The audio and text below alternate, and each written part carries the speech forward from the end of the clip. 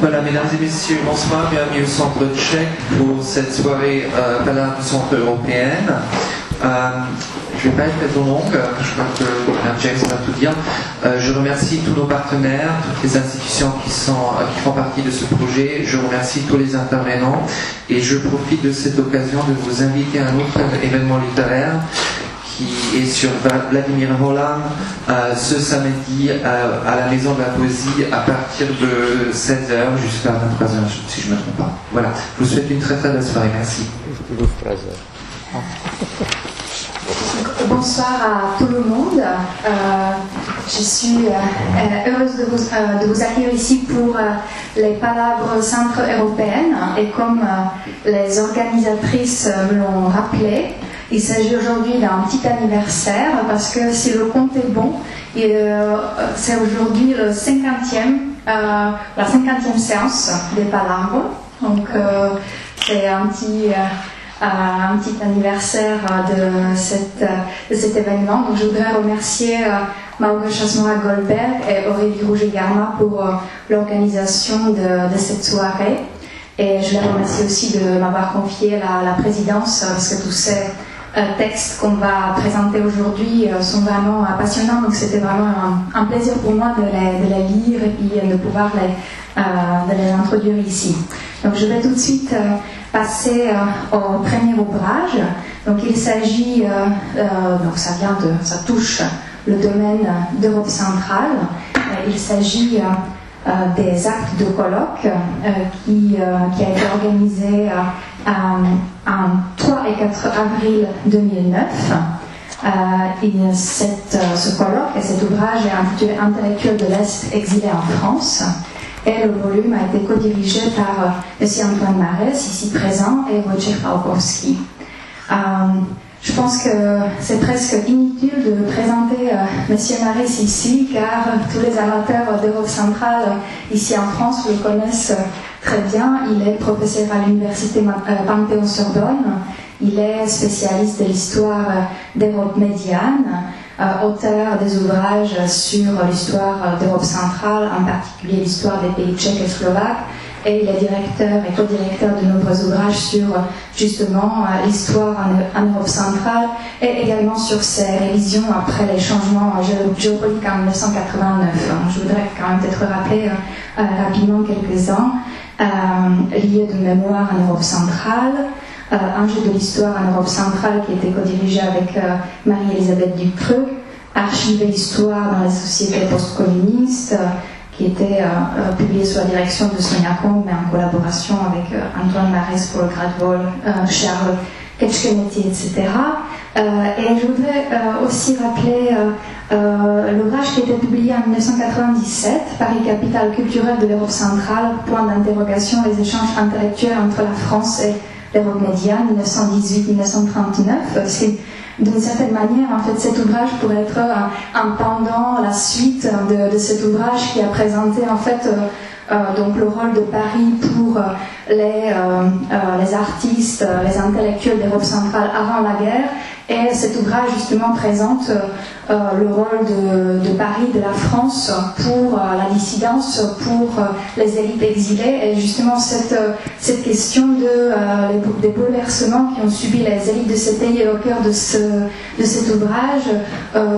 Je voudrais donc seulement, mais Marès va en parler plus en détail, mais ce qui m'a frappé en fait quand j'ai lu le beau volume, c'était donc déjà l'importance des revues culturelles autour desquelles était vraiment organisée la vie de la dissidence à l'exil. Donc bien sûr la revue Cultura dirigée par Jerzy Giedroyć, la revue Svědectví témoignages dirigée par Pavel Tigrid, la revue Continent de Maximov et la revue Syntaxis de Siniavski, et également les liens souvent assez complexes de ces communautés et également parfois un décalage, une mécompréhension que ces intellectuels ont rencontré à leur arrivée en France. Et souvent des relations difficiles avec les intellectuels français dont ont parlé plusieurs auteurs de contributions. Et parfois, on sent aussi dans ces textes un certain désenchantement ou mélancolie. Donc, est-ce que j'ai bien lu le volume? Et je passe la parole à M. Marès. Merci beaucoup. Merci Petra Jean pour cette présentation. J'ajouterais que Paris, capitale culturelle de l'Europe centrale, avec un point d'interrogation, c'est encore un des nombreux liens qui m'unissent à Maria de la Perrière, et nous nous retrouverons très souvent ensemble autour de ces problématiques. C'est un grand plaisir pour moi d'être là. Je fréquente irrégulièrement les palabres, mais toujours avec grand plaisir, que ce soit comme auditeur et comme intervenant, et c'est un d'autant plus grand plaisir que c'est la 50e séance. Et notre reconnaissance va bien sûr aux organisateurs et tout particulièrement à Aurélie, à qui je tiens à rendre hommage ici. Alors je suis ici pour évoquer un ouvrage publié par l'Institut d'études slaves, qui est le 46e volume de sa collection historique. C'est un volume qui compte 170 pages, 13 communications, et qui s'intitule « Intellectuels de l'Est en France ». Alors c'est un ouvrage qui est dû à des universitaires historiens, sociologues, littéraires, à des critiques, à des journalistes, et à ce que j'appellerais aussi des grands témoins, de nationalités ou d'origines là encore très diverses, françaises, polonaises, roumaines, russes, suisses et tchèques. Vous voyez que le panel est large, et je dirais que cette grande diversité d'approches, cette pluridisciplinarité est aussi un des grands atouts de ce volume. Revenons sur le titre, intellectuel. Intellectuel s'applique ici à des acteurs du débat public, créateurs, écrivains, journalistes, éditeurs et organisateurs qui ont pris le chemin de l'exil avec la volonté de poursuivre leur lutte pour la création libre et également la libre expression, la défense de la libre expression. Intellectuel de l'Est. La notion de l'Est est ici évidemment limitée à un temps politique très particulier, précis, qui va de 1945 à 1989-90, englobant l'URSS et ses satellites européens qui ont été pendant 4 décennies, comme j'ai l'habitude de le dire, géographiquement centraux, politiquement orientaux et souvent culturellement occidentaux. Cette unité orientale appartient aujourd'hui au passé, même si la présence russe en Europe centrale, ça n'a pas échappé à certains d'entre vous, et les liens économiques de l'Europe centrale avec la Russie, dépendance en particulier énergétique, sont relativement importants. Alors pour m'inscrire dans la tradition polonaise des livres de grand chemin de Wojciech Karpiński, mais ici le chemin a été relativement court, même assez court, je dirais quelques mots sur l'histoire de ce livre collectif. Le point de départ, comme l'a rappelé Petra tout à l'heure, c'est un colloque qui a été organisé le 3 et 4 avril 2009, donc c'est un anniversaire presque, anniversaire de 2 ans, par le Centre de civilisation polonaise de Paris 4 Sorbonne. Son nouveau directeur à l'époque, Wojciech Falkowski, venait d'arriver pratiquement, m'avait demandé de lui faire des suggestions pour monter cette réunion scientifique intitulée alors « Les intellectuels en exil face au régime totalitaire ». Un titre très, très vaste, qui aurait pu aussi bien intégrer des Grecs, des Espagnols, des Portugais, des Chiliens, des Cubains, des Argentins, des Chinois, etc. Alors, nous l'avons réduit au niveau éditorial à ce titre intellectuel de l'Est en France. Une édition qui a pris aussi un peu de temps en raison du retard de certains auteurs qui ont d'ailleurs malheureusement renoncé à fournir leurs textes, Nous avons été patients, bien entendu, et puis, comme souvent dans les ouvrages collectifs, eh bien, on n'arrive pas tout à fait au bout de ce qu'on voudrait faire. Et cela fait que certains champs géographiques sont sous-représentés dans cet ouvrage. Je regrette en particulier la faible présence de la Hongrie, mais qui est tout à fait indépendante de la volonté des éditeurs. Alors, quel est le thème du livre? À partir de 1945, des intellectuels polonais, roumains, soviétiques, tchécoslovaques ont trouvé asile à Paris, promu à nouveau capitale des libertés et parti d'un Occident qui accueillait volontiers ces exilés. Ces exilés qui ont dû quitter leur pays, parfois pour sauver leur vie, tout simplement. Toujours par amour de la liberté. Et ils voulaient poursuivre leur combat par la plume et par l'édition. Alors, Petra a déjà mentionné les titres qui apparaissent dans cet ouvrage et qui nous ont d'ailleurs déterminés à faire cette couverture, c'est-à-dire à les reprendre, et ça, c'est la preuve d'une richesse tout à fait incroyable. J'y reviendrai dans un instant. La revue Kultura, bien sûr, pour les Polonais, avec son fondateur Giedroyć, qui sont légendaires, tous deux. Świadectwi pour de Tigrid, de Pavel Tigrid pour les Tchèques, qui a peut-être eu moins de rayonnement, mais qui a le même prestige. Et il y aurait des parallèles très intéressants à faire entre les deux revues. Pour les Russes, ou je dirais plus exactement pour les russophones, Continent et Syntaxis ont joué un très grand rôle dans la culture de l'exil, avec Maximov et Siniavski. Et en français, derrière, il y a toute une série de revues qui ont joué un rôle important et dans lesquelles les intellectuels centro-européens ont joué un grand rôle, voire en ont été les initiateurs. Preuve, à commencer par Preuve, dans l'ordre chronologique, les cahiers de l'Est, dus à des intellectuels roumains au départ, la nouvelle alternative de Maspero, à qui a succédé, qui a été précédé par l'alternative de Maspero, la lettre internationale qui a été lancée par Antonin Lim et qui avait une ambition d'ailleurs qui était beaucoup plus large que de se consacrer à la seule Europe centrale, l'Europe de l'Est.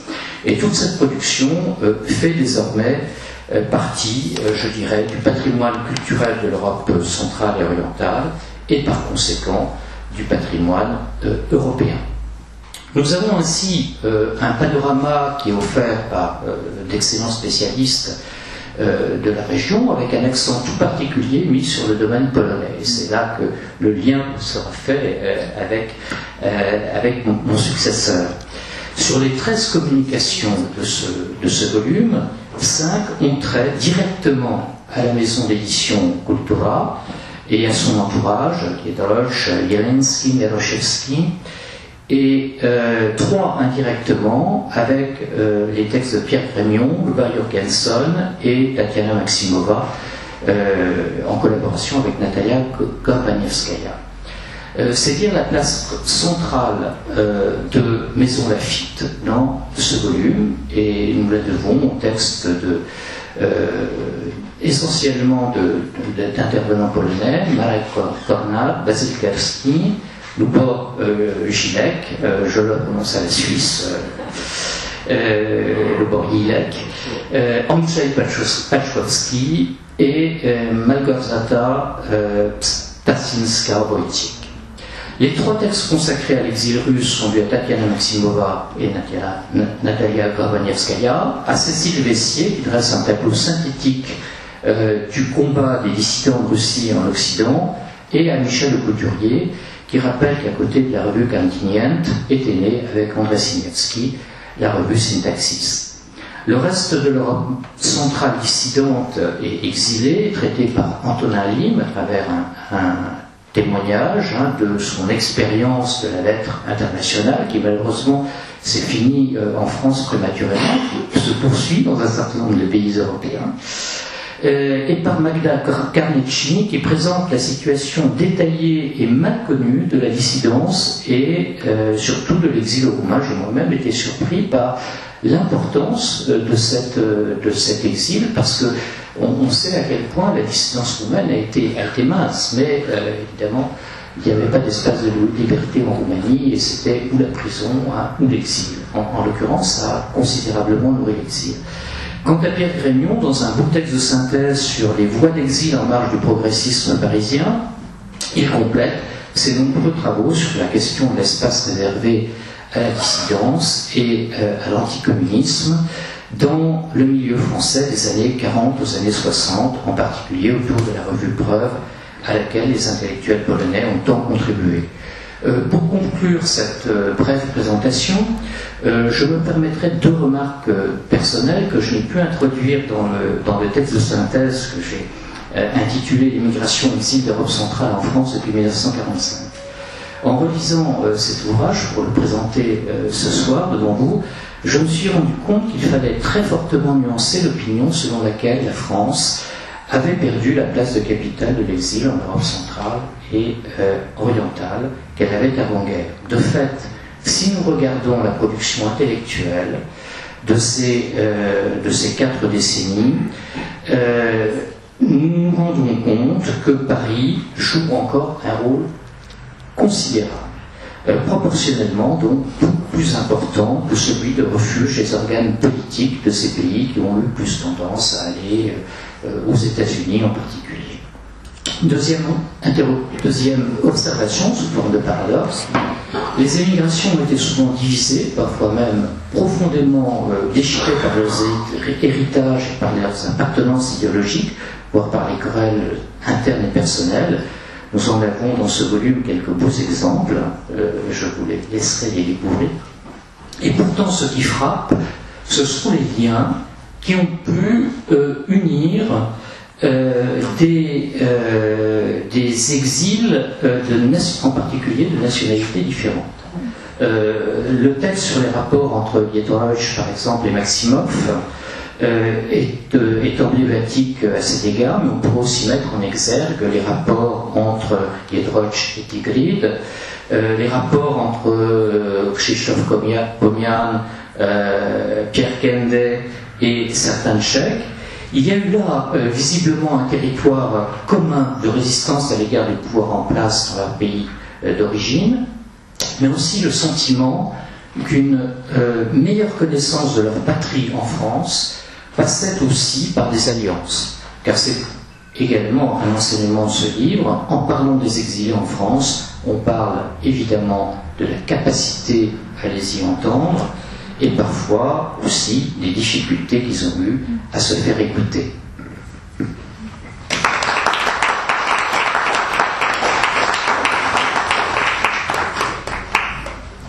Merci beaucoup pour cette présentation très claire. Et donc, je vous invite de nouveau à lire ce beau volume. D'ailleurs, vous pouvez vous en procurer un exemplaire qui est disponible ici à côté.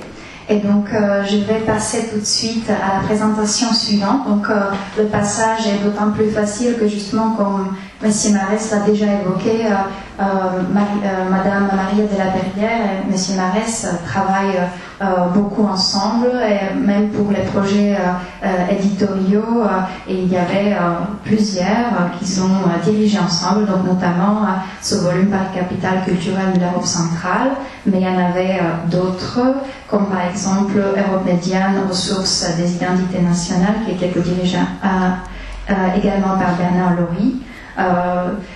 Sinon, je pense que, comme je l'ai dit, du caractère redondant de la nécessité de la présentation de M. Marès ici, je pense que la même chose vaut pour Madame de la Perrière, qui est professeure émérite à l'INALCO, qui est une grande spécialiste de la littérature polonaise ici en France, qui a beaucoup travaillé sur la question de la modernité et des avant-gardes dans la littérature polonaise, mais de manière générale dans la littérature d'Europe centrale.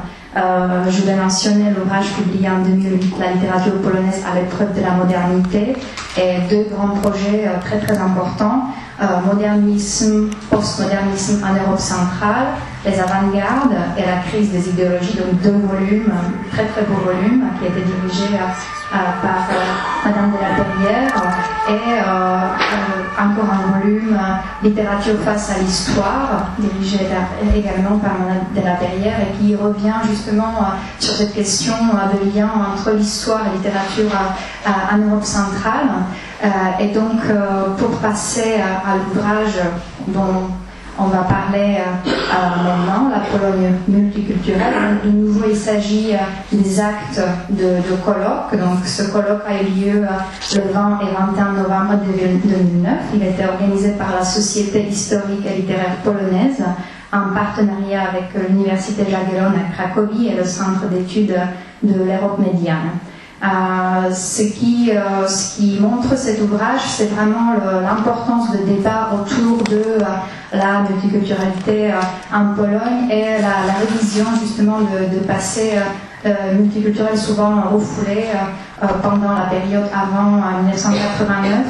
Et peut-être la preuve que ce débat, ces sujets sont toujours d'actualité est le récent colloque qui était co-organisé conjointement par la CIRC de Paris-Sorbonne et CRE de l'INALCO sous la direction de Małgosia Sura-Golbek et Martin Tomaszewski, dont plusieurs des intervenants ont fait partie.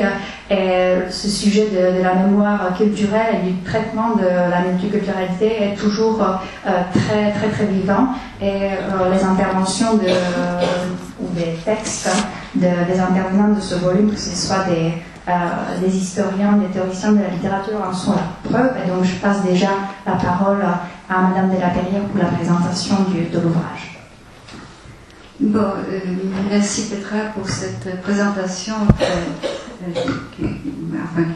qui m'est agréable, surtout parce que vous avez évoqué plusieurs ouvrages qui d'une certaine manière coïncident avec tous les travaux que vous continuez aujourd'hui, et ça me réjouit beaucoup de voir qu'il y a une continuité, n'est-ce pas, qu'il y a ces sujets passionnants qui nous unissent.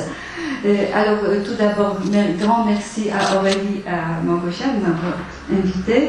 Effectivement, bon, il s'agit de cette Pologne multiculturelle, donc, qui est fruit d'un colloque, comme vous avez dit tout à l'heure, organisé par la Société historique littéraire et l'INALCO, et publié par l'Institut d'études slaves, en collaboration avec la Société historique littéraire polonaise. Donc, je regrette que M. Franciszek Ziejka, qui est co-rédacteur de ce volume, ne soit pas parmi nous, parce qu'il aurait certainement beaucoup de choses intéressantes à dire. Mais je me console parce que je vois en salle plusieurs auteurs de ce volume, notamment Małgosia Golbek, ensuite Jean-Yves Potel et Agnieszka Grudzińska, qui pourront éventuellement ajouter un mot ensuite. Et bien sûr, je compte beaucoup sur Antoine Marès, qui est historien, parce que bon, notre ouvrage est essentiellement historique.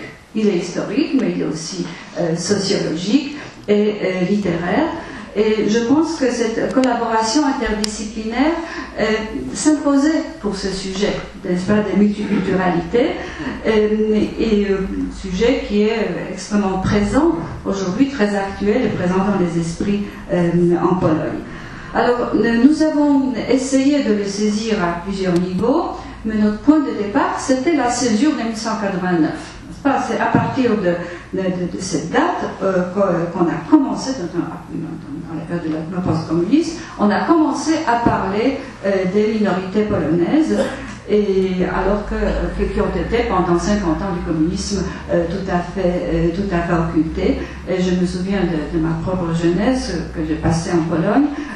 Bon, les manuels d'histoire étaient présentés une image de la Pologne extrêmement homogène, et les cartes géographiques étaient tout à fait, je dirais, monochromes.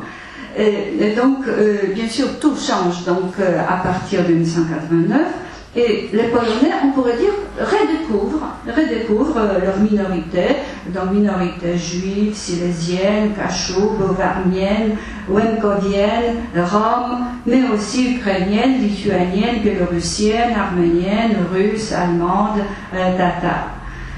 Mais cependant, il faut tout de suite préciser qu'après le désastre de la Deuxième Guerre mondiale, le nombre de représentants de ces minorités est extrêmement faible.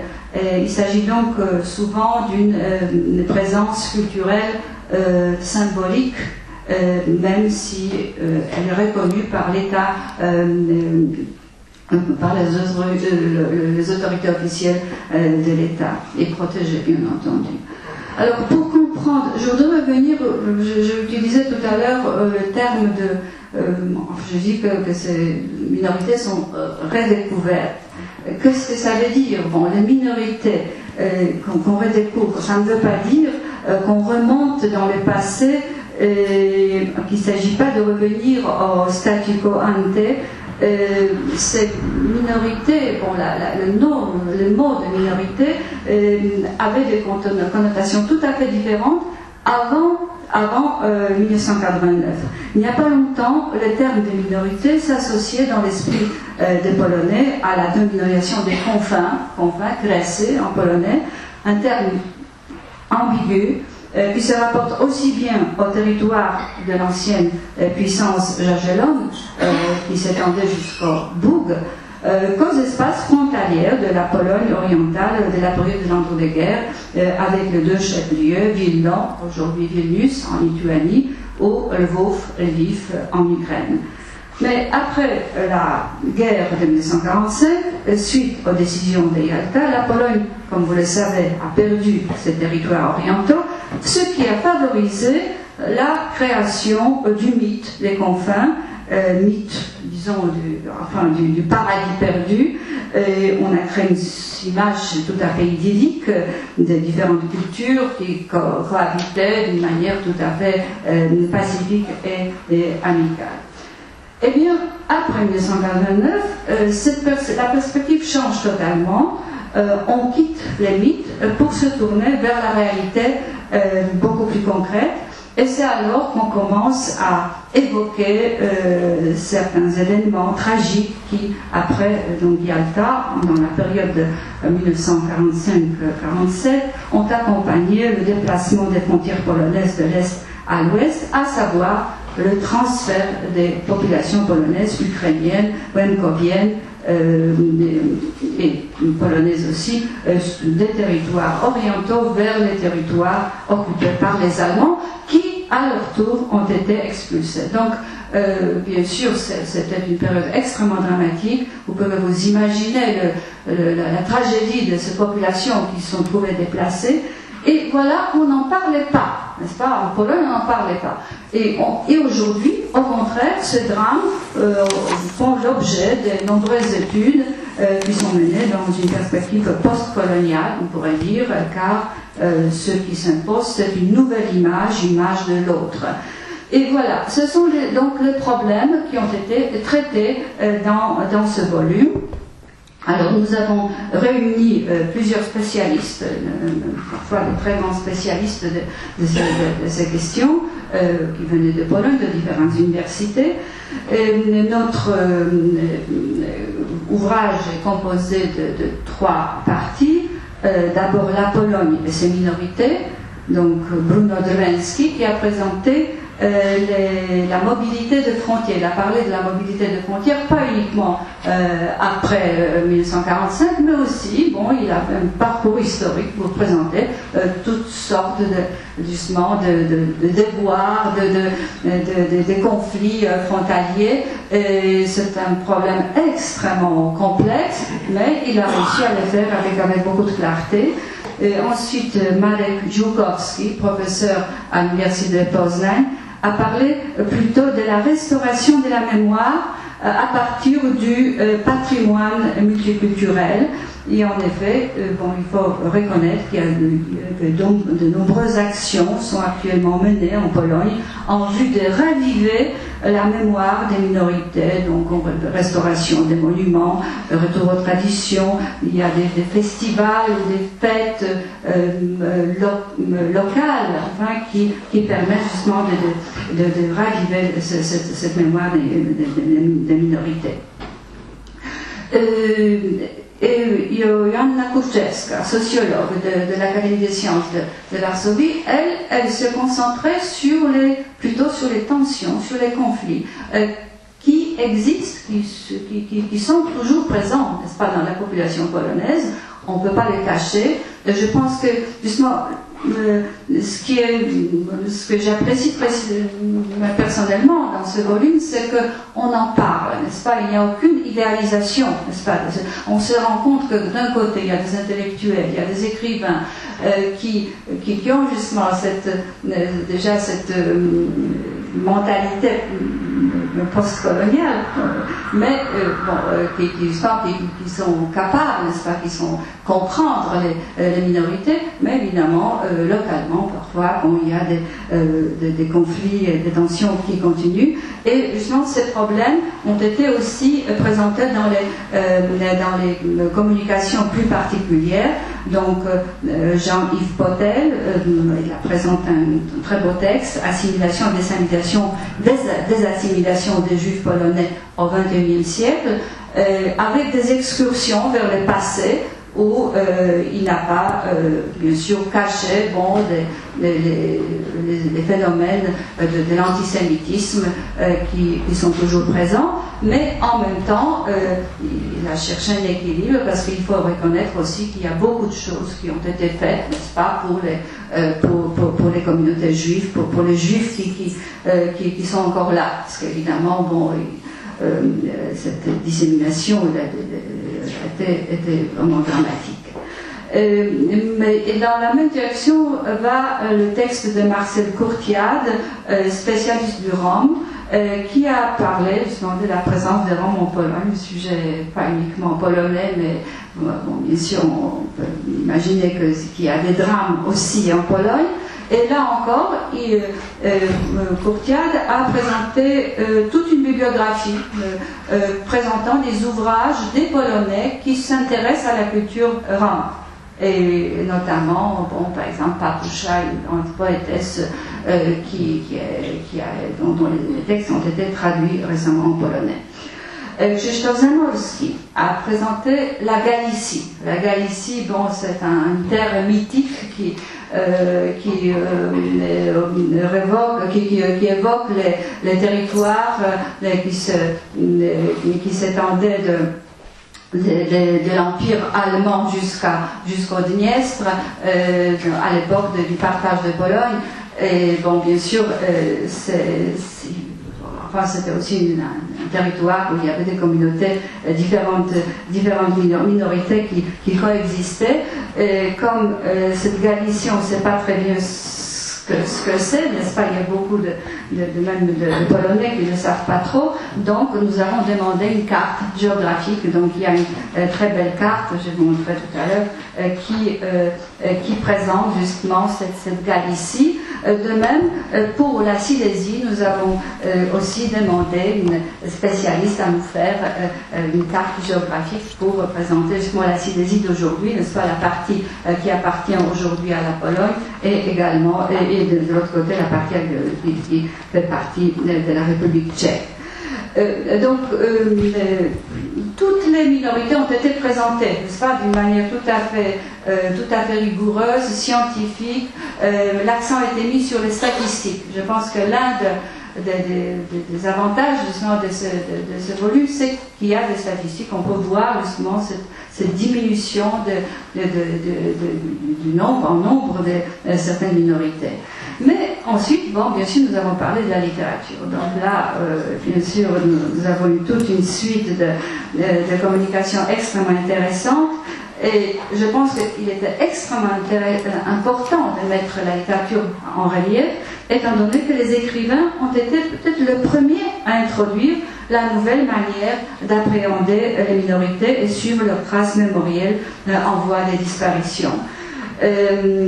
Donc nous parlerons tout à l'heure de Tokarczuk, n'est-ce pas? Donc je ne vais pas évoquer les auteurs, n'est-ce pas? Ils sont nombreux, Kvin, Hull, Stasiuk, qui en parlent. Et justement, ce nom apparaissent dans les communications qui sont présentées successivement par Agnieszka Grudzińska et Alexander Fiut pour la minorité juive. La minorité silésienne est présentée par Małgosia Smolank et Adam Dziadek, et la minorité allemande par Jerzy Jazemski, et la minorité ukrainienne par Krzysztof Zayas. Mais ce qui est intéressant, c'est que pas uniquement l'évocation des traces, des vestiges, des cultures qui commencent à disparaître, mais ces auteurs ont très bien saisi, enfin ils ont appréhendé ces minorités avec un regard croisé. C'est-à-dire, c'est plutôt, ils ont suivi le regard croisé des écrivains. Qu'est-ce que ça veut dire? Ça veut dire que, voilà, d'un côté, les Polonais voient les mêmes lieux de mémoire que les Allemands ou les Silésiens de l'autre côté. On ne peut pas parler aujourd'hui de Gdańsk sans parler de Danzig. On ne peut pas parler de Wrocław sans parler de Breslau. On ne peut pas parler d'Opole sans parler d'Opel. Donc voilà, c'est une mosaïque, mais mosaïque, je ne sais pas si le mot mosaïque est propre, peut-être qu'il faudrait parler d'une sorte de symphonie, de présentations qui sont très sérieuses et qui se complètent parfaitement.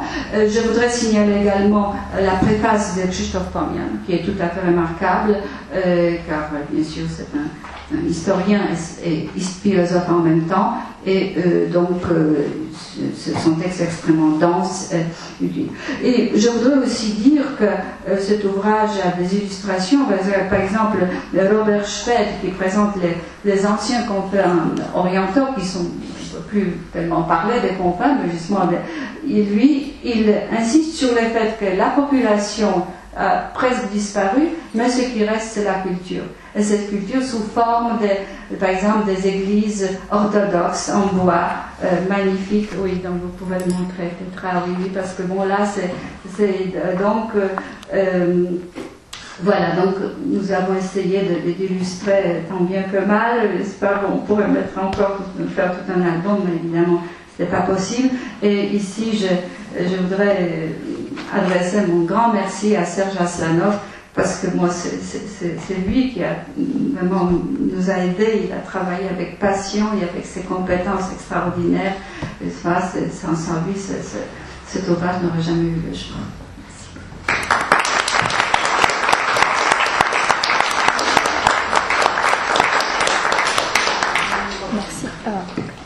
Merci. Merci beaucoup pour cette présentation détaillée. Donc, encore une fois, la Pologne multiculturelle, qui, ce volume aussi, est ici disponible. Et je suis sûre qu'il y a parmi vous qui seraient intéressés par la lecture de ces beaux textes. Et ça nous aide aussi à passer à la présentation suivante, parce que plusieurs interventions dans le volume parlent du fait que la jeune génération polonaise, justement, se passionne pour ce passé multiculturel. Et c'est également le cas des écrivains polonais.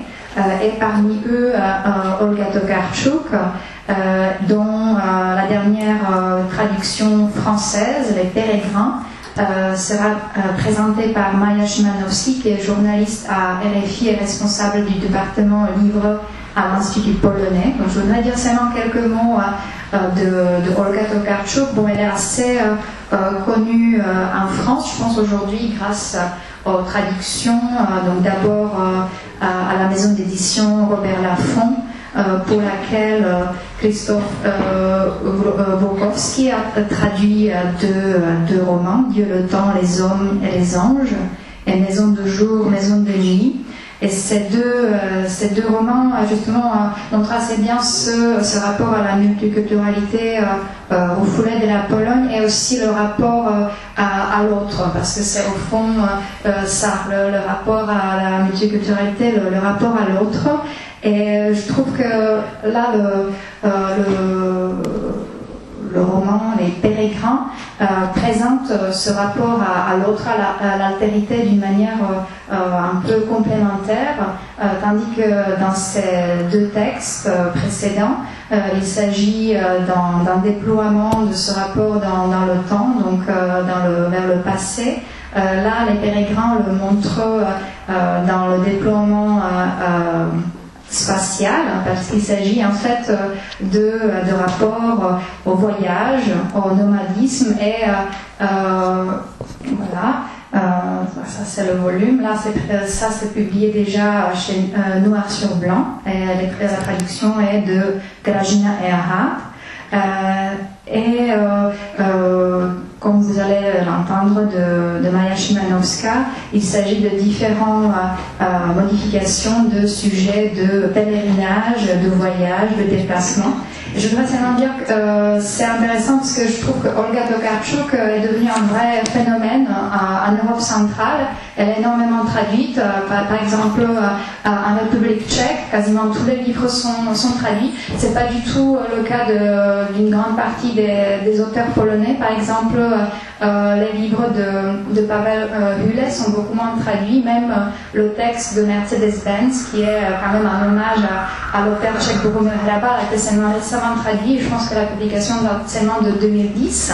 Donc Tokarczuk est vraiment une vraie réussite. Elle est présente aussi dans les débats littéraires. Il y a souvent des interviews dans les magazines littéraires tchèques. Et ces livres sont aussi présentés dans des très beaux volumes. Donc aussi le travail éditorial est assez remarquable. Et donc ça c'est intéressant parce qu'à part la Pologne et peut-être un peu la Hongrie, les auteurs d'Europe centrale sont peu présents dans ces pays, dans la traduction. Donc là c'est vraiment Tokarczuk, c'est une exception centre-européenne peut-être. Et donc Maja Szymanowska peut-être va pouvoir nous en dire plus. Merci beaucoup. Je voulais d'abord remercier les organisateurs de m'avoir invité aujourd'hui. Oui, ça tombe bien que je parle d'Olga Tokarczuk. Je ne sais pas si...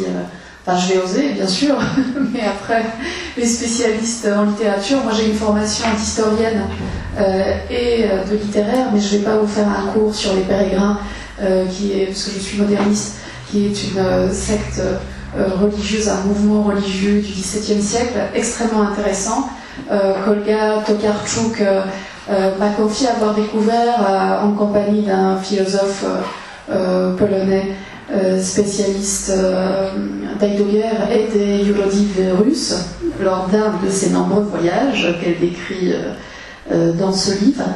Alors oui, c'est vrai, j'ai l'impression que les écrivains polonais depuis 89, si on peut faire une telle généralité, s'intéressent énormément à cette notion non seulement de l'aspect multiculturel de la Pologne, mais du coup, d'une manière très concrète, du thème de la frontière, des marges, du déplacement, du coup, du déracinement, bien sûr, et peut-être, pour plagier un grand auteur tchèque, du coup, de cette insoutenable légèreté de l'être que ressent Olga Tokarczuk et qu'elle nous décrit au début de ce livre. Cette impossibilité à s'enraciner, justement, qui est vécue, peut-être pas d'une manière très légère d'ailleurs, mais qui est vécue comme une douleur par elle, mais qui est un de ces thèmes importants. Alors, je voulais tout d'abord commencer par questionner ce livre, qui n'est pas vraiment un roman, qui est composé d'une myriade de petites histoires, de nouvelles, de débuts de romans, de petits traités philosophiques qui sont soit très longs de quelques pages, soit prennent parfois la forme d'un petit essai un peu à la Henri Michaud. Ce livre, Les Pérégrins, qui n'est pas un roman, mais peut-être si un roman de cette nouvelle communauté, de la communauté des cosmopolites, des pérégrins modernes, qui sont en mouvement permanent, qui ont comme une nouvelle tribu leurs propres traditions, leur mode de vie, leur ville, leurs lieux, les aéroports, les gares. Ils ont aussi leurs objets propres qui sont faits.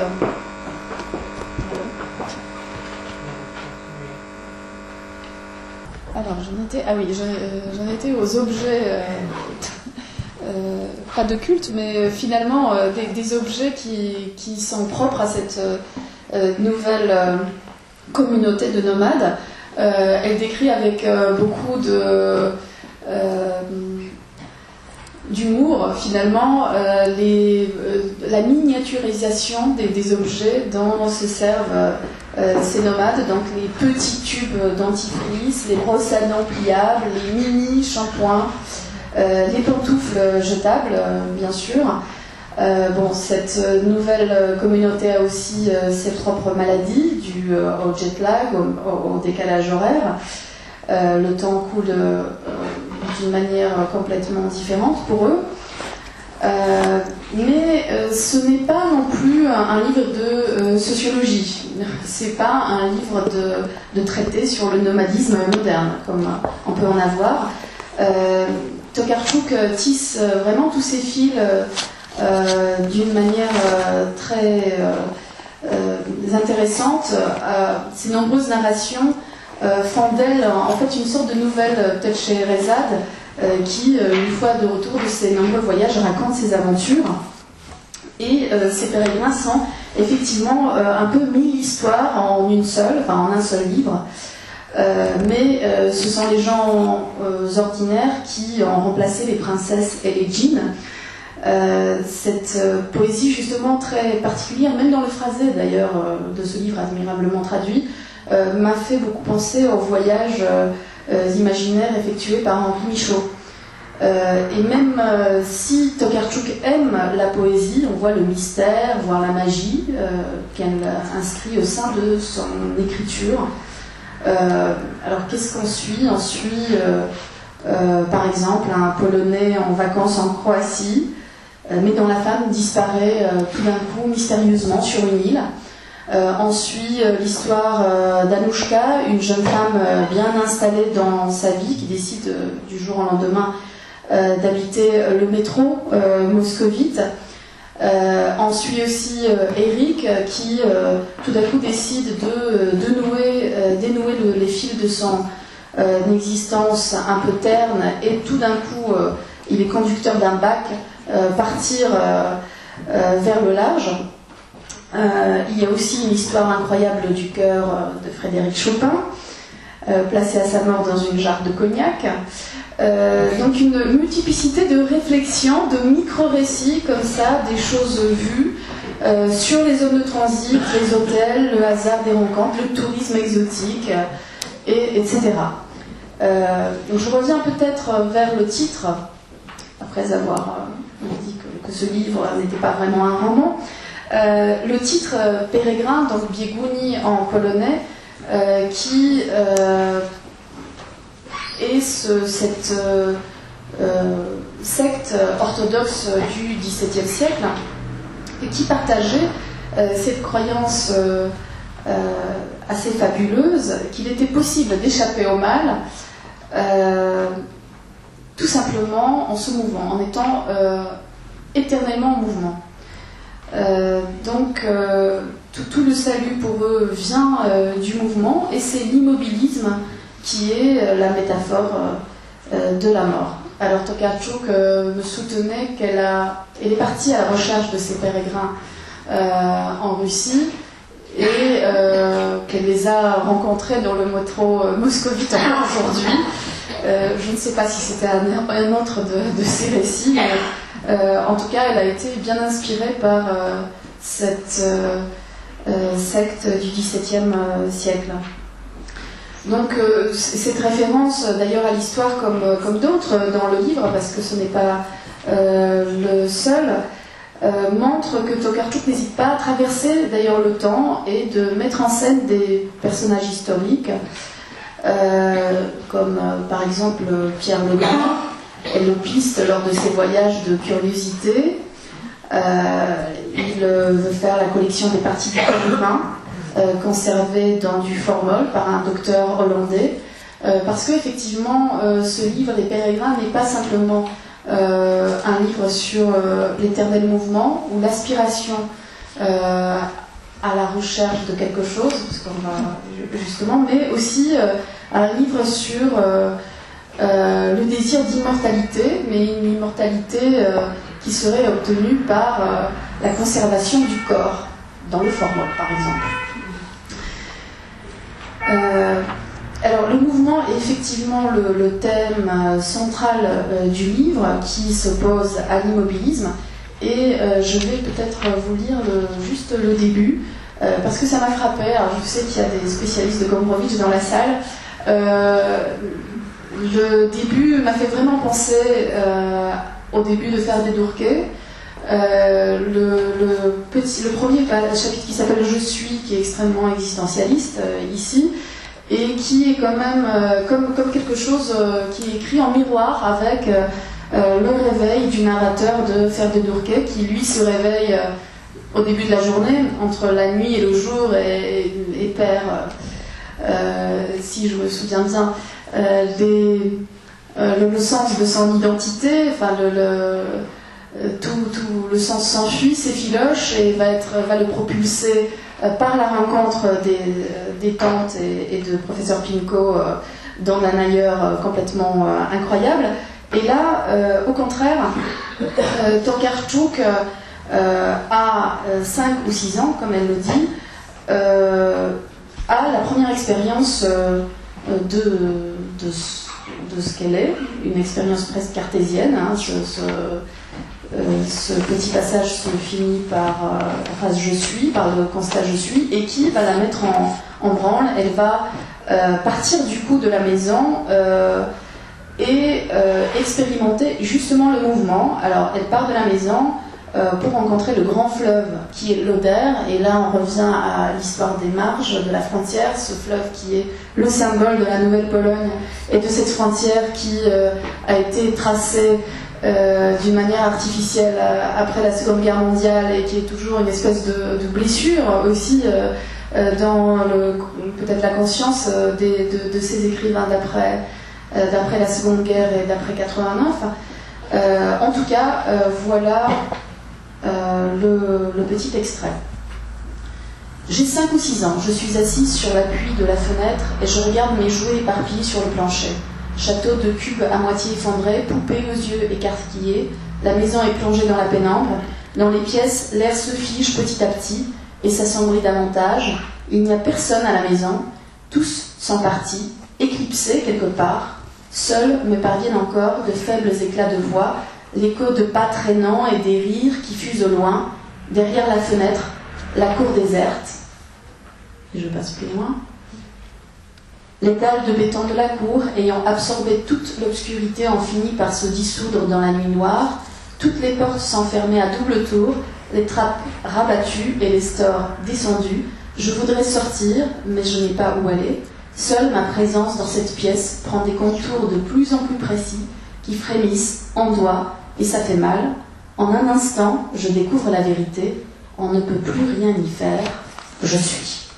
Donc, vraiment, j'avais l'impression en le lisant que c'était le contraire, le versant, l'autre versant du début de Faire des Dourquet. Mais peut-être, voilà, c'est peut-être juste une impression, mais je pense que Olga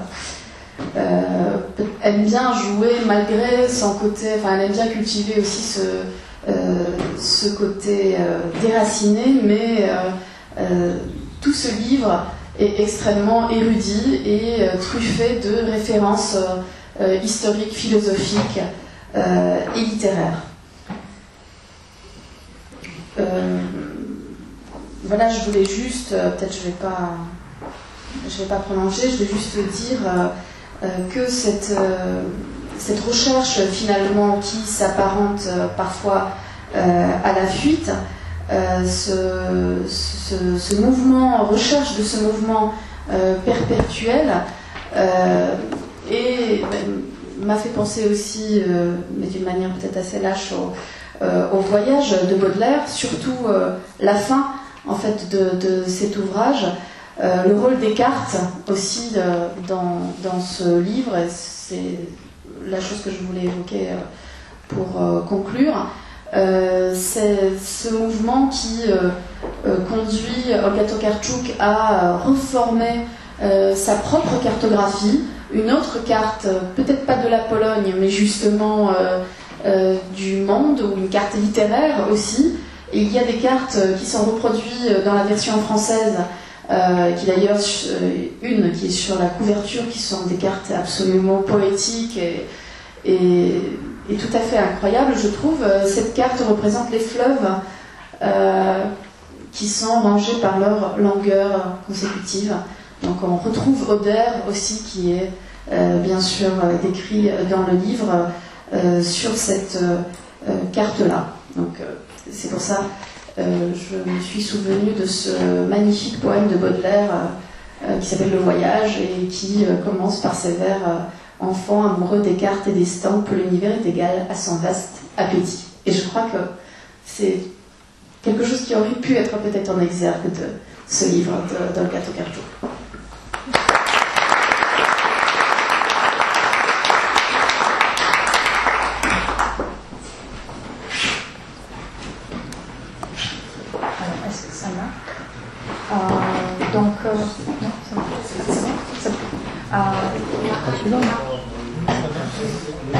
Ça marche? Oui, oui, ça marche. Donc, merci beaucoup pour cette belle présentation de texte de Olga Tokarczuk. Peut-être seulement une remarque sur cette hésitation générique qui, à mon avis, même pour les textes qu'on a vraiment désignés en tant que roman de Olga Tokarczuk, c'est quand même plus des mosaïques, des récits qui sont liés parfois librement entre eux. Donc il y a un développement assez logique vers cette forme. Et il me semble que c'est pas seulement le cas de Tokarczuk, mais pour beaucoup d'auteurs contemporains en Europe centrale, que ce soit la littérature slovaque ou tchèque, ce type d'écriture qui est plutôt une sorte de mosaïque, de collection de fragments, parfois assez poétique pour les textes en prose, assez typique. Donc c'est intéressant, c'est peut-être quelque chose de plus général. Et donc maintenant je vais passer à l'ouvrage suivant. Et il s'agit donc de la première traduction en français donc là il s'agit vraiment de roman, de romancier tchèque Miloš Urban. Donc le titre est traduit par Les Sept Églises. La traduction est de Barbara Faure.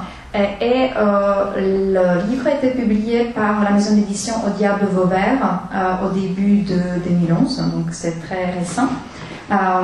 Peut-être seulement deux mots sur l'auteur et la publication.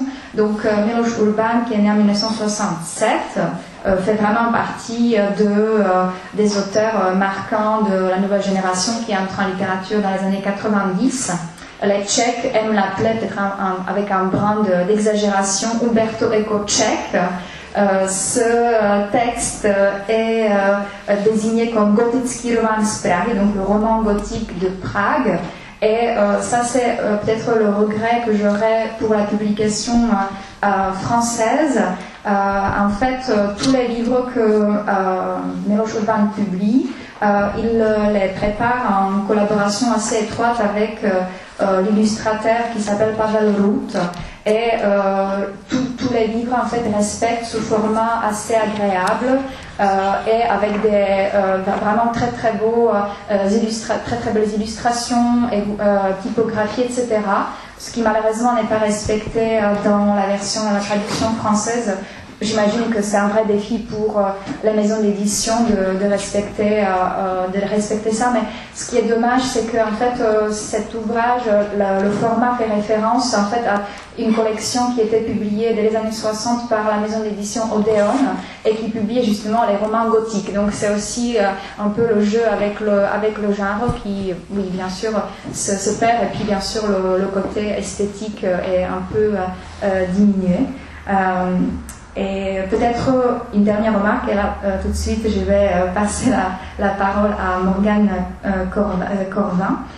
C'est en fait le fait que justement les œuvres de Urban jouent souvent sur plusieurs niveaux de texte. À la fois, souvent c'est des récits avec plein d'intrigues assez attrayantes, mais en même temps il y a une vraie réflexion sur l'histoire tchèque, et Sedmi Kostely, donc les 7 églises, en fait revient notamment sur le rôle du mouvement hussite dans l'histoire tchèque. Donc ce mouvement, premier mouvement protestant en Europe, et les débats qui ont vraiment marqué tout le 19e siècle et début du 20e dans la construction et la définition de l'identité tchèque. Donc c'est assez intéressant aussi de ce point de vue-là. Et donc là, je passe la parole à Morgane Corvin, qui est professeure de français au collège et auteur de mémoire de master justement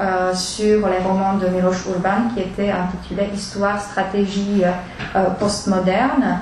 Et je vais rappeler ça rapidement qu'il est aussi traducteur de tchèque, et à la fin je vais en dire quelque chose de plus. Alors merci. Je ne sais pas s'il fonctionne. Ah oui, voilà. Donc merci déjà aux organisatrices d'avoir fait appel à moi. C'est vraiment un honneur pour moi d'être au Palabre, parce que bon, pour nous les palabres, c'est comme si on était né avec, hein, ça a toujours existé. Et là, voilà, d'être ici aujourd'hui, c'est vraiment un plaisir. Et aussi de se retrouver à la table de Antoine Marès et Madame de la Perrière, qui sont quand même les auteurs qui ont jalonné nos études. C'est vraiment un honneur, c'est très impressionnant. Voilà, donc merci à vous. Donc le roman de Miloš Urban, Cette Église, effectivement, donc il y a des réflexions historiques, mais bon, je ne vais pas forcément aborder cet aspect. Je voulais faire une présentation plutôt générale. Bon, déjà pour dire que c'est un roman qui vient de paraître en France, mais il a déjà été traduit dans une dizaine de langues dans toute l'Europe centrale, aussi en Italie, en Espagne et dans d'autres pays. Il y a eu des représentations télévisées, cinématographiques déjà. Cette Église, c'est son deuxième roman, il est sorti en 2001, et c'est déjà pour Miloš Urban un vieux roman, vu qu'il en a déjà publié depuis plusieurs. Mais c'est celui de sa célébrité. Après celui-là, il devient vraiment, c'est plus seulement un auteur tchèque intéressant, mais c'est vraiment le best-seller international qu'il est aujourd'hui.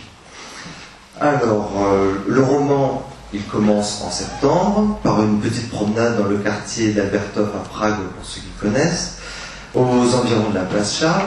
Le narrateur, qui s'appelle K, alors je vous laisse chercher la référence, il parcourt la colline de la Nouvelle Ville, qui nous est décrite un petit peu comme un agréable labyrinthe. Et soudain, il entend la cloche de Saint-Apollinaire, qui donc une église, qui résonne bizarrement et qui ne s'arrête pas de sonner. Donc, bon, il se demande ce qui se passe. Il va dans cette église, il monte en haut du clocher parce que c'est ouvert. Et là, il trouve un homme qui est pendu par les pieds à la cloche, tout nu, et qui est en train de se balancer comme ça sur les parois de la cloche et de se broyer littéralement la tête contre les parois. Alors tout son corps n'est plus qu'un lambeau de peau sanguinolent, mais grâce à l'intervention de K, il va survivre. Et on apprend ensuite que c'est pas le premier meurtre étrange qui est survenu ces derniers temps, et que aussi ce ne sera pas le dernier. D'autres vont suivre dans cette même veine de bizarrerie et de violence quand même assez sadique. Alors K, le héros, il n'est plus policier, il a été suspendu parce qu'il était chargé de protéger une vieille femme, et bon, cette vieille femme s'est fait tuer, donc il s'est fait limoger. Mais à chaque fois qu'il y a des meurtres, de nouveaux meurtres, il se retrouve toujours aux premières loges. Alors bon, la liste des meurtres s'allonge, Et au fil des chapitres, petit à petit, on se rend compte que toutes les victimes ont un rapport entre elles, c'est qu'elles ont justement une implication dans la transformation de Prague en une métropole ultramoderne. Tous ce sont des architectes, des ingénieurs. Bon, on ne comprend pas trop pourquoi au départ, mais on va comprendre ensuite. Et au début de l'histoire toujours, K est limogé, mais le chef de la police le rappelle, parce qu'il connaît bien son goût pour l'histoire et l'architecture médiévale. Et il le rappelle pour qu'il serve de guide à un certain Matthias Gmunt, un amateur fanatique de la Prague gothique, donc cette fameuse Prague du temps de Charles IV, où il y a eu de très beaux monuments qui ont été créés à cette époque. Et il doit servir de guide à ce Matthias Gmunt, avec une autre policière, Rosetta, qui va les accompagner, dont je reparlerai plus tard. Ce Matthias Gmunt, il est issu de la noblesse, ses ancêtres, avant, ils habitaient Prague, et il désire redécouvrir sa ville. Alors il s'avère ensuite très protecteur avec K, son jeune guide, parce que tous les deux, ils partagent le même goût pour le Moyen-Âge du temps de Charles IV, et une aversion totale pour les constructions urbaines des temps modernes, comme par exemple, pour ceux qui connaissent aussi, la gigantesque avenue à la 4 voies, là, juste devant le Státní Opéra, qui vraiment traverse la ville et la défigure totalement. Donc, ce Gmunt s'amourache, il devient très ami avec K et il l'invite même à aller à l'hôtel Bouvines avec lui, là où il réside. De fil en aiguille, le mystère des meurtres finit par se résoudre, et Gmunt, ce noble, se révèle être à la tête d'une espèce de fraternité secrète qui lutte pour le rétablissement de la Prague médiévale sur un territoire qui est délimité justement par les 7 églises du titre. Donc il y a 7 églises, mais en réalité il y en a 6 parce qu'il y en a une qui a été détruite à la fin du 19e siècle. Donc si vous voulez le nom des 7 églises, je les ai après, vous pourrez me les demander. Alors, là on a un peu le type à la Umberto Eco de ce policier qui va partir sur les traces de vestiges du Moyen-Âge afin d'élucider une série de meurtres. Et oui, on a l'impression d'avoir dans les mains un roman de Zaphone, de Dan Brown, quelque chose comme ça. Il y a une belle énigme qui touche à la spiritualité et qu'on va devoir résoudre. On va devoir descendre dans des cryptes, retourner les squelettes, etc. Donc c'est le genre de roman suspense et tourisme garanti. Sauf que là, il faut oublier les super-héros qui sont prêts à résoudre des énigmes incroyables dans leurs beaux impairs. K, c'est plutôt le héros. K, c'est plutôt une sorte d'ado mal dégrossi, et vraiment bourré de complexes. Il a 30 ans, il est vierge, tout ne va pas bien. Et les méchants, eux, c'est pas du tout les nazis assoiffés de pouvoir qu'on rencontre dans les Indiana Jones ou autres romans. En fait, on se retrouve avec un groupe de joyeux timbrés qui sont menés par l'aristocrate, là, Gmunt, qui a toujours l'air de ne pas y toucher, et qui est suivi par le nain facétieux qui est là pour faire des grimaces, pour pincer les gens, etc. Et qui mettent tous les deux la pagaille dans tout Prague, en tuant des gens avec des moyens toujours plus farfelus, et avec un très grand goût de la mise en scène. Alors, ça rappelle un petit peu le couple du maître et Marguerite, de Volant avec Behemoth, qui vont mettre le feu à tout Moscou, sans oublier aussi de sucer le sang à un ou deux fonctionnaires corrompus, au passage. Donc en résumé, c'est extrêmement violent, et au départ, on ne comprend pas bien ce qui peut motiver toute cette débauche d'atrocités grotesques, à part peut-être l'humour noir d'Urban. Et il faut du temps avant de comprendre qu'en fait, Urban, c'est véritablement un enragé. Il ne supporte pas de voir l'urbanisation qui détruit tout sur son passage, avec un mépris total de la beauté de certains lieux.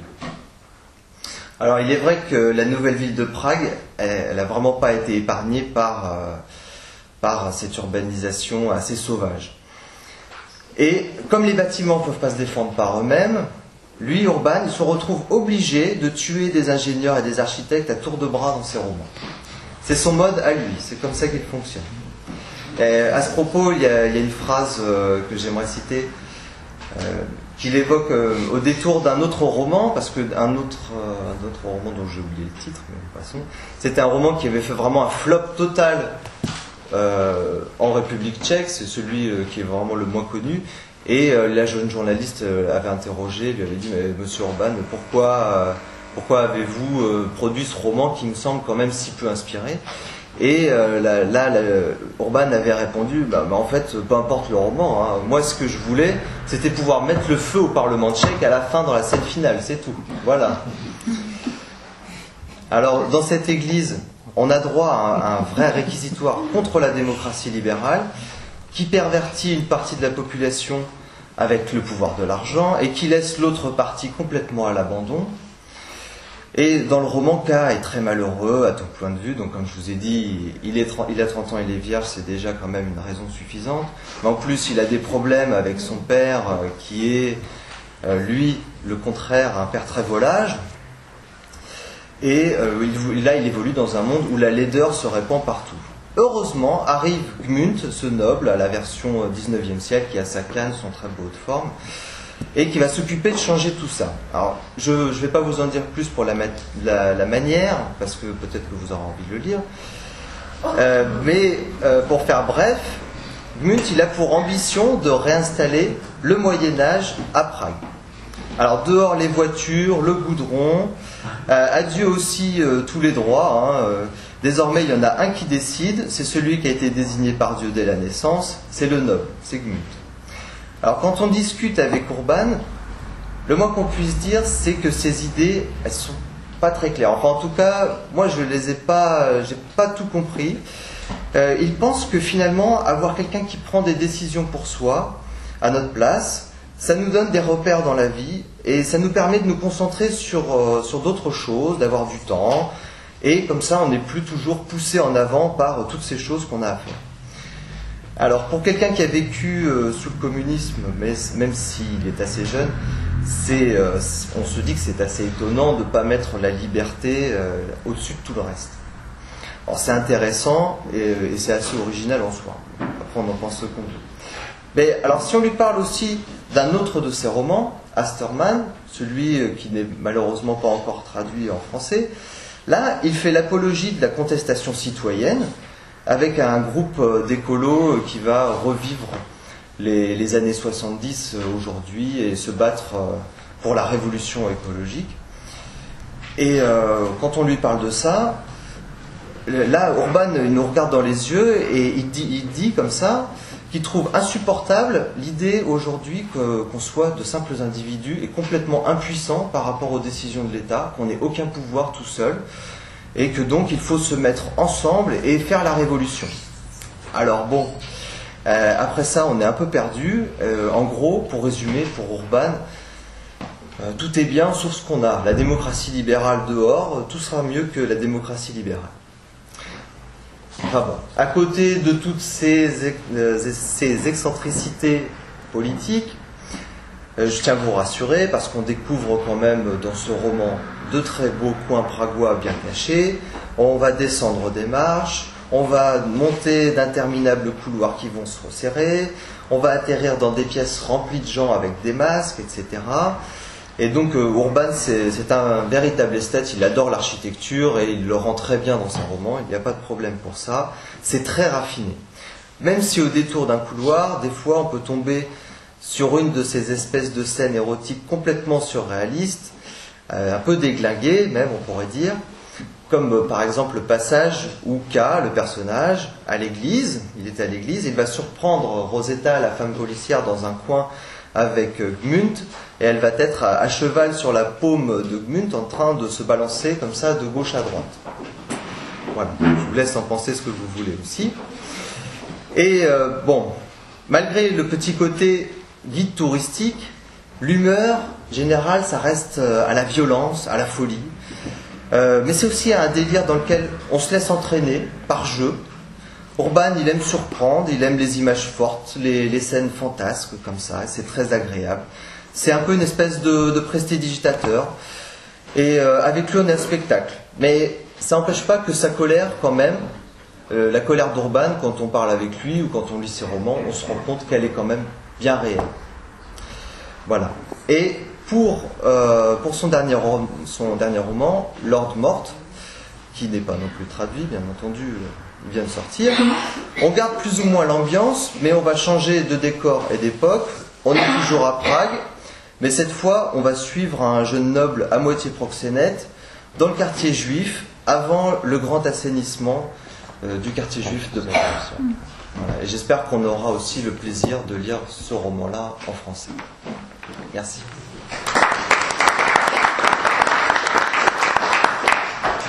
Donc, merci pour cette présentation dynamique.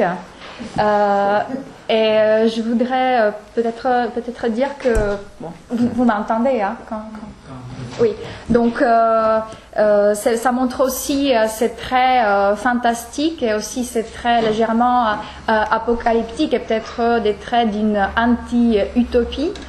Sont aussi peut-être présents dans d'autres œuvres, pas seulement tchèques, mais chez d'autres auteurs en Europe centrale. Donc de nouveau, on touche ici à quelque chose de plus général.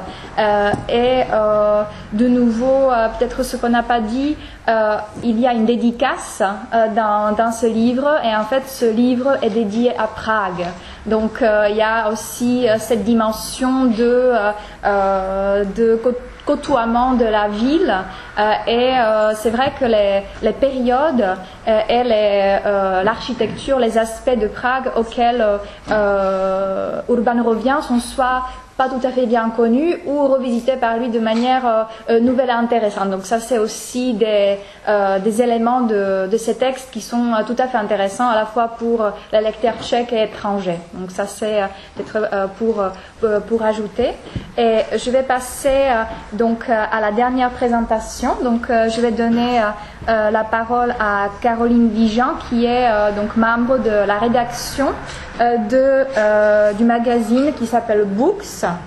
Donc c'est un magazine qui a été créé en 2008 par Olivier Postelvinet, qui était entre autres rédacteur en chef du Courrier international. Et donc j'ai pu feuilleter quelques numéros, et le concept est assez intéressant. Il essaie en effet de rendre les actualités mondiales à travers les livres publiés un peu partout dans le monde.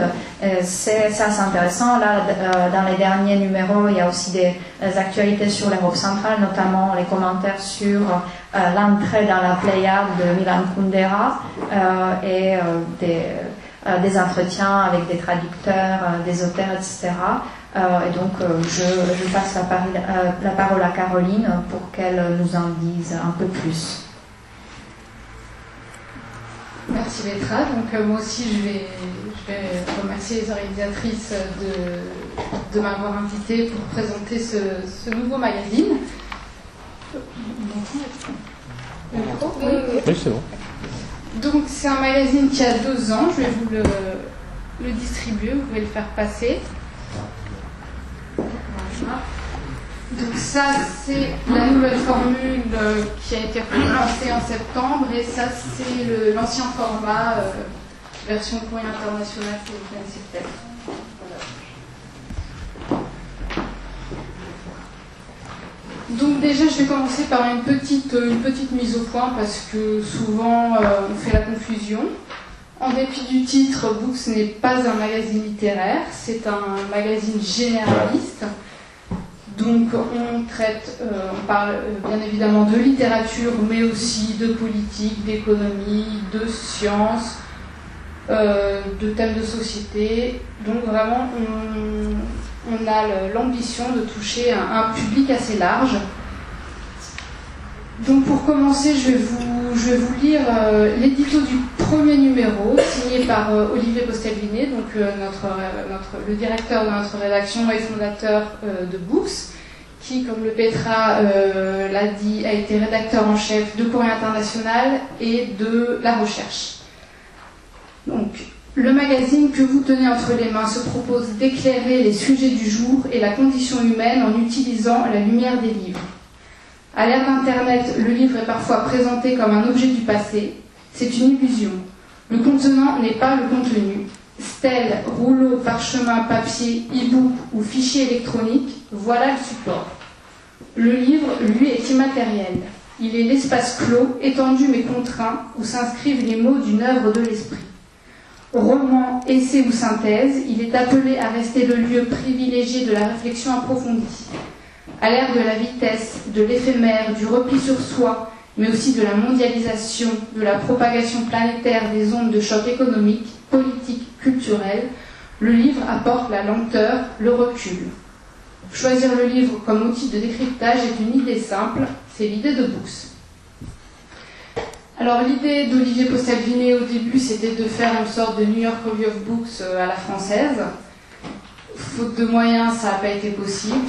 On ne pouvait pas faire appel à des spécialistes sur chaque sujet, chaque bouquin intéressant qui paraissait dans le monde. Donc on a pris le parti de traduire les meilleurs articles qu'on trouvait dans la presse étrangère et d'essayer de les scénariser, de les mettre en valeur dans Books pour les rendre accessibles au public français. Donc ces articles, on les choisit pour que ce soit des articles bien écrits, plein d'informations et qui écrits par des spécialistes compétents. Nous privilégions les points de vue novateurs et les analyses qui bousculent les convictions établies. Donc, je vais vous montrer. Ça fait partie. C'est une partie du magazine. Donc, ce sont les articles traduits. Donc, c'est tous les grands articles qui font plus d'une page. Voilà, vous pouvez regarder dans les exemplaires qui circulent. L'article dont Petra parlait sur Kundera en fait partie. Donc, c'est un article traduit du Literarium Novini, écrit par Václav Bělohradský. Ensuite, je vais continuer ma petite visite guidée du magazine. C'est un magazine assez compliqué, hein, le concept est assez compliqué. Donc il y a ces grands articles traduits de la presse étrangère. Ensuite, nous avons les rubriques. Donc on ouvre sur la rubrique best-seller, qui est une sélection des best-sellers étrangers. Donc l'idée, c'est de montrer ce qu'ils peuvent nous dire de la société du pays où ils sont best-sellers. On a parlé, pour rester dans le thème de l'Europe centrale, par exemple, de la bande dessinée Liv Tulian de Kaja Sałdek, ou alors dans le domaine polonais de Małgorzata Reimer, Toksini. Voilà, donc c'est des exemples parmi d'autres de best-sellers dont on a parlé. Dans les rubriques, on a aussi francophilie. Alors ça, c'est ce que l'on dit dans les livres sur la France et dans les journaux, ce qu'on dit à l'étranger sur la France. On a la rubrique périscope, c'est les coups de cœur de la rédaction. Les livres qui ne sont pas forcément best-sellers, qui ne parlent pas forcément de la France, mais qui valent le coup quand même d'être évoqués. Et pour finir, la rubrique en librairie qui présente notre sélection de traductions de livres étrangers qui paraissent en France. Ensuite, on a toujours un entretien un grand entretien en début de numéro. Je vais vous évoquer celui de Patrick Ogenic. Voilà, traduire est un art de contrebandier qui nous parle de la traduction. Donc, un entretien très intéressant.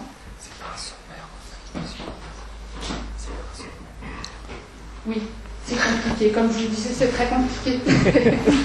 Il y a un double sommaire. Voilà, les 20 faits et idées à glaner dans ce numéro. En première page, c'est des petites phrases tirées de leur contexte, rigolotes, instructives. Et le vrai sommaire, c'est après. Voilà, il faut vraiment une notice pour lire ce magazine. Et à la fin... Ça se mérite. Ça se mérite. Voilà. Et ensuite, il faut avoir le courage de lire des articles très très longs qui font en général 5 ou 6 pages. Mais c'est des très bons articles. Voilà, donc qu'est-ce que je peux dire encore Voilà, donc à la rédaction, je parle l'anglais, l'espagnol, l'allemand, l'italien, le portugais et le tchèque. Il faut quand même reconnaître que la plupart des articles qui paraissent dans Books sont tirés de la presse anglo-saxonne, qui est quand même une source très très riche et on trouve beaucoup de choses. Ce qui ne m'empêche pas de me battre tous les mercredis matins en conférence de rédaction pour placer des livres d'Europe centrale. Donc je vais en profiter pour passer un appel. Si vous estimez que certains livres méritent d'être, voilà, qu'on en parle en France, n'hésitez pas à nous écrire et voilà, ça m'aidera beaucoup.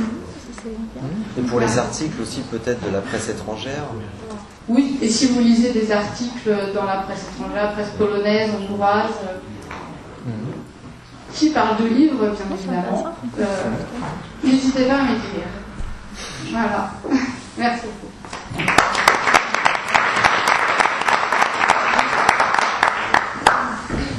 Merci pour cette présentation et j'ai l'impression que peut-être il y aura des intéressés à proposer des livres ou des articles qui pourraient être publiés dans ce magazine.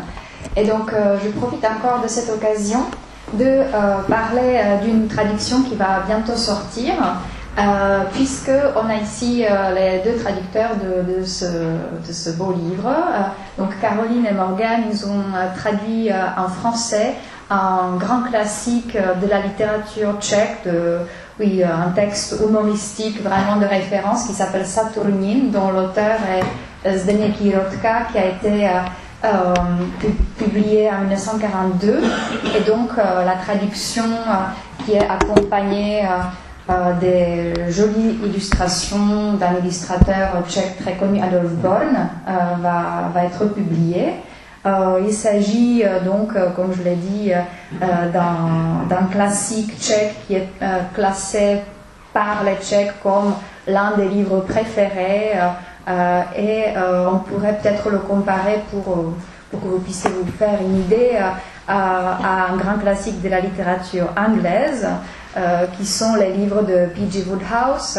Et Saturnin, donc c'est ce fameux valet fidèle qui pourrait être comparé au Jeeves. Donc ça c'est et donc Wodehouse bien sûr est aussi très très populaire en République tchèque. Il est beaucoup traduit et donc peut-être on aura l'occasion à la sortie de ce livre d'en reparler un peu plus lors des paroles. Qui sera l'éditeur en France? C'est la question. C'est un projet qui est lancé par la maison d'édition Carolinum, donc qui est la maison d'édition universitaire de l'Université Charles, qui essaye d'initier les traductions de ces grands textes dans les langues étrangères. Donc c'est eux qui s'occupent de la traduction, de la publication, mais ensuite ils cherchent justement des partenaires dans les pays pour assurer la diffusion. Voilà. Donc ils travaillent avec Twisted Spoon pour le contexte anglo-saxon, mais justement s'il y a des intéressés dans la salle, voilà. Donc ça c'est cette situation de publication. Et encore un ouvrage dont je voudrais parler. C'est un ouvrage qui est dédié à la Slovaquie, qui s'appelle Miroir brisé. C'est un ouvrage collectif qui est donc dirigé par Clara Royer, ici présente, et Étienne Boisserie. Et c'est une collection d'articles dédiés à la Slovaquie. C'est publié comme hors-série numéro 7 de la revue Culture d'Europe centrale. Et donc je vous signale seulement la publication de ce numéro, mais on va sûrement en parler plus en détail lors des prochaines palabres. Qui d'ailleurs, je peux déjà vous donner le rendez-vous le 7 juin à la maison Heinrich Heine. Et peut-être pour conclure, je vois que les intervenants sont prêts éventuellement à répondre à quelques questions si vous en avez, pour discuter encore un peu des ouvrages publiés. Et avant les questions, je voulais juste vous inviter, si vous n'en avez pas assez de la littérature centre-européenne, et là il s'agit de la littérature polonaise, demain à la librairie polonaise, je vous invite chaleureusement. À 19h, il y aura une rencontre avec Margot Carlier, Monsieur Daniel Czak ici présent qui a organisé la soirée avec le concours de la librairie polonaise, et la professeure Madame Seigne, qui vont présenter un très très joli roman de Myśliwski, de l'art d'écosser les haricots. Les haricots, pardon. Maintenant, on peut dire ça, soi-disant.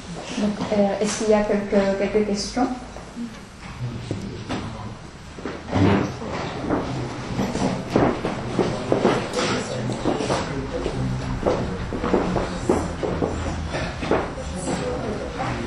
Juste une question rapide à propos de l'intellectuel de l'Est et la Pologne culturelle. Serait-il intéressant que ces livres rédigés en français paraissent en langue polonaise ou tchèque? Y a-t-il des projets en ce sens?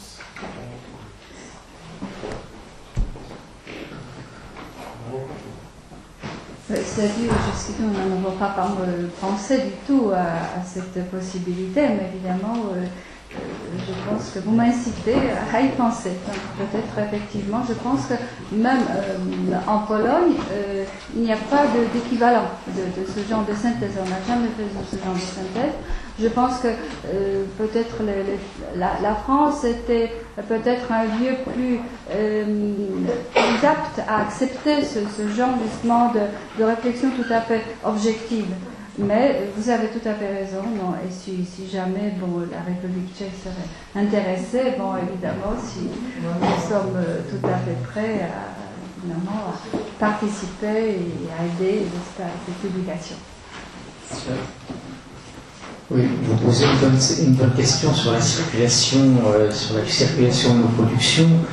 Le problème, comme vous le savez, c'est essentiellement un problème financier, parce que le coût des traductions est élevé, et nos publications sont des publications quand même savantes, dont le débouché n'est pas forcément très séduisant pour des éditeurs classiques. Mais c'est vrai qu'une maison d'édition comme Karolinu, puisque vous avez posé la question du côté tchèque, se lance parfois dans la traduction plutôt d'ouvrages rédigés en français que d'ouvrages collectifs. C'est aussi un obstacle, des ouvrages collectifs pour la traduction. Mais je profite de ce que j'ai la parole pour dire à quel point, puisque j'y ai jeté un coup d'œil, la Pologne multiculturelle me semble un ouvrage extrêmement important. Et qui reflète, en me disant, j'ai eu la chance d'assister à une partie de ce colloque, et il reflète à la lecture, on voit l'atmosphère qui a présidé à ce colloque, qui était une atmosphère d'écoute culturelle, je dirais, sans tabou et sans colère, sur des sujets extrêmement sensibles. C'est une véritable réappropriation des mémoires nationales, des mémoires régionales, dont témoigne cet ouvrage. Donc voilà, je voulais simplement dire que c'est à mon avis, c'est un ouvrage dont la portée n'est pas une portée seulement polonaise, polono-polonaise comme on dit, mais véritablement une portée européenne. Je voulais vous demander, tout à l'heure, Madame polonaise, est-ce que vous allez parler d'Alexander Watt? Il y a 2 semaines, il y a eu une conférence à la bibliothèque polonaise, très importante, organisée par son fils, sur un livre qui vient de sortir justement au sujet de son père. Et donc Miloš disait, c'est l'homme qui avait mieux vécu, mieux connu le XXe siècle. Merci. On peut continuer. Oui, peut-être. Je ne sais pas pourquoi, je n'ai pas très bien compris votre question. Est-ce qu'il y a quelque chose sur le VAT Sur le VAT? Non. Il n'y a Donc, il y a rien. une colloque là, il y a 15 jours, à la bibliothèque polonaise. Il y aura un colloque. Je suis organisatrice de ce colloque. Oui. Donc écoutez, bon, il y a eu beaucoup de colloques. Il y a eu un colloque magnifique aussi organisé à la Sorbonne. Donc vous savez, nous avons constamment des colloques et je pense que tout simplement nous attendons les publications.